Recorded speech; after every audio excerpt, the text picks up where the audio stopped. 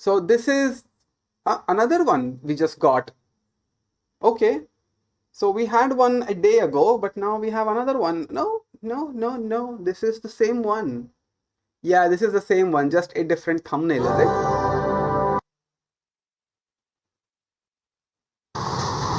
Yeah, this is just a different thumbnail, it seems like, but it's the same video. In which case, that is the first thing I have to say about IGN. I'm starting this video off by dissing IGN, that they are a complete joke. When I saw this video yesterday, like 15 hours ago, so it was like, not yesterday. I don't know what is up with, oh, here we go. Here's the, so there are two videos now. Unleashed Avatar made in India Souls-like game PC gameplay and official gameplay trailer. Let's watch this one. Wait. This video being 12 minutes 14 seconds is suspicious because the last video is also 12 minutes and 15 seconds. What's going on here? Oh, different channels. Okay, so this is IGN India and this is IGN. Oh, okay. This is such a joke. This is such a joke. IGN is a complete joke at this point. You really did not have anything to add to the trailer. You really didn't have anything to say. I'm trying to make this video like less rage and be reasonable with what I'm saying, but already I'm getting pissed off. Looking at this IGN India and then IGN right here. The exact videos posted with different thumbnails. One on IGN and one on IGN India. You are explaining me as if this makes it better. It's actually making it worse. Wukong copy. I wouldn't call it Wukong copy, honestly. I would not call it that. Game mechanics, I felt a little bit of Sekiro-esque. This boss. When he's fighting this boss, he's really just parrying and just waiting for that moment where that red dot comes up and then he can strike. And the Sankat thing that appears on him, it also reminded me of that Sekiro thing where the boss, when they were about to do a finisher move or a deathly move, then a symbol would appear on top of their head. It kind of reminded me of that, which I'm not saying that in a bad light. I mean, that is a good decision to go with. I mean, people who love Sekiro, they love that mechanic. I don't. That dodge animation with hands behind was looking cool. Yes. And honestly, you know, one more thing I would say about this tutorial. Not tutorial, sorry, this trailer. This thing. If I was Varun Maya right now, I would take this away. This statement and this line from this video, I would take it away. Because if my game looked like this, if my game even looked close to this, I would not put that statement in. I would be like, fuck you. This is what the game is. This is what it's gonna look like. And then, yeah, this is what you're getting. Because you can only go up from this point. Like, you cannot mess up graphics to such a state that it won't even look like this anymore. Oh, I just remembered Watch Dogs trailer versus actual gameplay. You can mess up. But this is a small game. This is not an open world game. This is more like a very linear type of game that Varun himself said that it is. So there is no room for any visual errors to the point where the game doesn't even look like the trailers. So, okay, I would not put that statement in. Because you know what that does though? First thing it shows about the influencer strategy is that he's again protecting himself from the criticisms. Now, even if I had something to criticize the game about, he could very easily say, I did tell you it's a pre-alpha build, whatever. This is not the final version of the game, so your criticisms don't mean anything. This is a strategy to protect himself, to gain as much distribution as possible through this video, but then again, not take the criticism. Is this the way to go? No, I wouldn't have done it. If my game looked like this, I wouldn't be going this route. I would be like widening my chest and be like putting this video out and be like, this is what it looks like now. Review the video. There is nothing to actually review in this one. The game is good. I would say the game is good. What I expected it to be, I would say it is like 80% of the way there. I would tell you one cool thing that I liked is this thing. This thing I liked.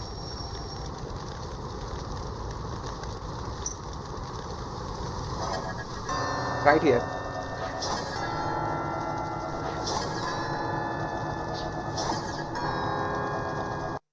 So there are some dynamic animations and there is some trajectory thing going on over here. Like I would not say God of War, but that is too high of a bar to compare it with. But there is some like projectile animations going on. Like you can throw something and it'll come back, because that is always cool. That some enemy is like far away, so you are like, ah, why bother even going to that point? Just throw this, boom, done, and proceed. If I really decided to nitpick something, you know what I would nitpick is this battle right here. So we see this battle where this guy kills this guy and then through the power of magic brings him back up, which seemed like such a cool mechanic. Is it God of War where a back character is like singing a song that can revive the health bar of a particular enemy, and as long as those enemies are in the circle of that small guy, they can keep regenerating their health. So as a result, rather than fight those guys, you have to kill the small guy first in order to take the charm away, and then you can fight them. I think this was God of War Ragnarok where I saw this mechanic in action. This was a good chance of them using this mechanic, and I was happy at seeing this, that at least they made use of it. However, the usage felt a little bit bleak. Like this guy, honestly, that has the power to regenerate this guy's health should actually make an effort to run away, which I did not see.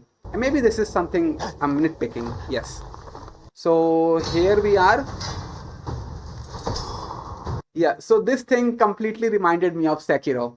Like at this point, I knew that this is like, yeah, this is trying to recreate Sekiro. And this guy right here, he should actually make an effort to run away. Actually, stay away as much as possible. So still be in that range. And you know, one thing, let me notice this. So this guy is standing back, right? Like this guy right here.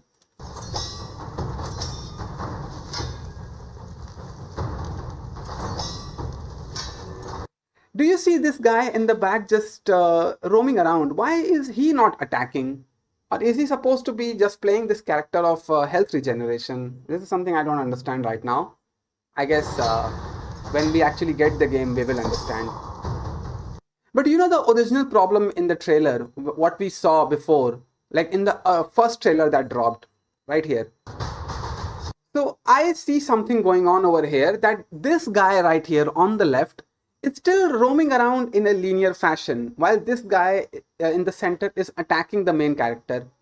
And this is something I'm scared of. Like this mechanic be fixed in the final game, that enemies could actually charge you, because this is my number one complaint that I saw in this one.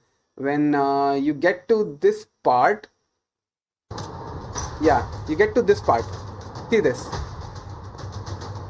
This guy in the back has the full chance to charge the guy and start attacking. Like both of them could start attacking this guy, but they don't. And this is something I am worried that doesn't get carried forward in the latest one. So yeah, I guess we will find out. But that is really me nitpicking the hell out of this. There is not much to nitpick, honestly. The graphics, the environment, the music, character movement, fight mechanics, yeah, almost everything is good. One thing, okay, this is really me complaining now.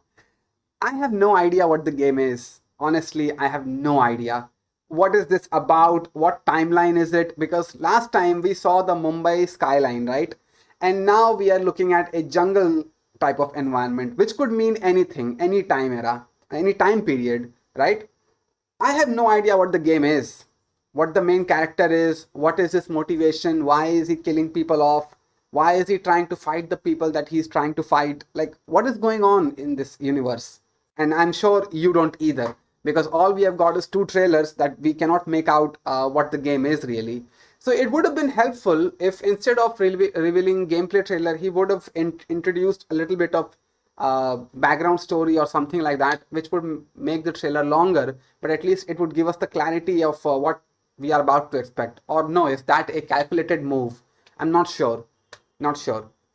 I guess again, we will find this out. You know what though? I actually saw something, a video. This video is something where I again saw the attitude from Varun Maya, which I did not like.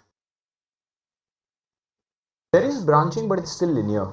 Like if you look at older Souls-like games, or if you look at newer games like Kazan, It's linear, but there is space for exploration. So as you'll see in the demo, there is space for some exploration.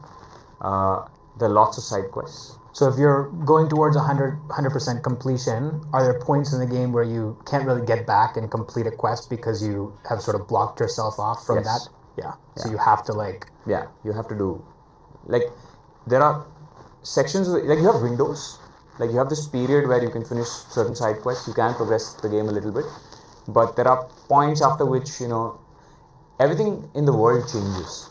Actually, I would say the Indian audience was a lot more toxic to the first trailer because they didn't understand what an early alpha was.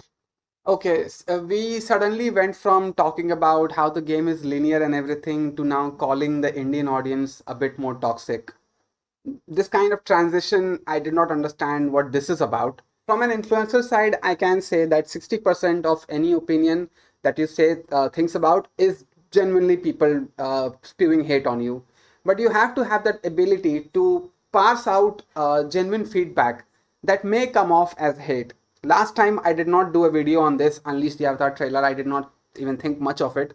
But this time, it actually bothered me by him saying this, because it kind of is kind of telling me that he's trying so hard to protect himself from the criticisms by calling his own game trailer a pre-alpha build and now calling us toxic. And do you know what though? He actually brought it upon himself.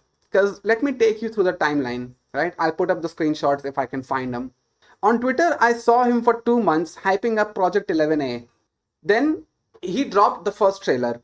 Do you remember that entire speech that he did on his first Unleash the Avatar trailer, where he spoke about for 4 minutes and said things like, "We are such a small studio and we are the only game studio that went through and scanned this and did all of that," and then he presented us the video. It almost seems like he's trying to prove to us something, that he's capable of doing something.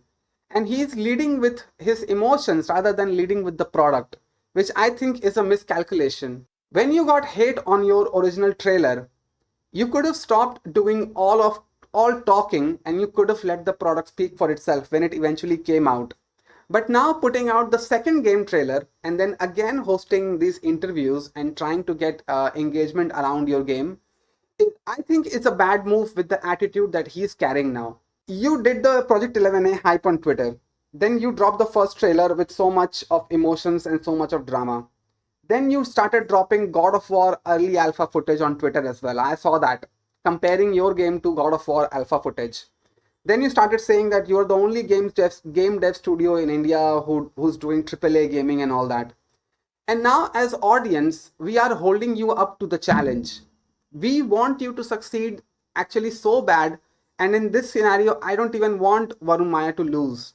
Because if he lost, then it kind of kills off all the opportunities for Indian game studios to hopefully create a AAA game from this point onwards. Because they'd be like, if somebody with this kind of distribution power and influence that and money that Varun Maya has failed at making a AAA game, then what shot do we have? There are some games out there in the Indian dev studio that doesn't get talked about by Indians, but they are appreciated by Western gamers. Things like Fears to Fathom or an upcoming game, Null New Order. Have you checked out the trailer? It looks amazing. But I don't know what game studios build those games. I don't know who the founders are. I don't know their backstory or what they are trying to prove to us. That like the tweet Varun Maya made on Twitter, being like, this video is dedicated to somebody 11-year-old kid who was told he couldn't do something good. And it's just like, why are you talking so much at this point? Why are you trying to hype this up with your emotions so much? Like, if I was Varun Maya right now, I would honestly release the game and only then do the marketing afterward on my YouTube channel. I would not say a peep about any upcoming game that I am building, and I would rather be like, let's release the game, let's see the audience response, and then we will jump onto the bandwagon, being like, we were the ones who made the game. And actually, let this be a surprise to people that EOS Games, owned by Varun Maya, made this game. I would not do this. Not at least with this kind of attitude. Now again, you will say that I'm criticizing, I'm trying to bring somebody down, but it's not. You have to look behind what's been said here. I don't want him to fail. I so desperately don't want him to fail, because he is literally holding up all the like influence and power of the Indian game dev industry right now. He's trying to make a name for himself in the same leagues of God of War, The Witcher, Fortnite, and all those games that are using Unreal Engine 5. And if he failed at it, then we are gonna be another one of those laughing stock of the whole internet. Everybody will take their turns roasting the fuck out of this guy, and as a result nobody will step up anymore. So this is something that I really need to get across to Varun Maya, like, man, get your head straight and work on the game and lead with the product and their features, and stop hiding behind excuses like this is an alpha footage, we are the only game dev studio, this is an 11-year-old kid who was told who couldn't do something good. That's where I'm worrying about this project. Like, it better succeed, because if it doesn't, then what would it do to us, the game dev industry of India specifically? Nobody's gonna invest any money or invest any time building a game anymore.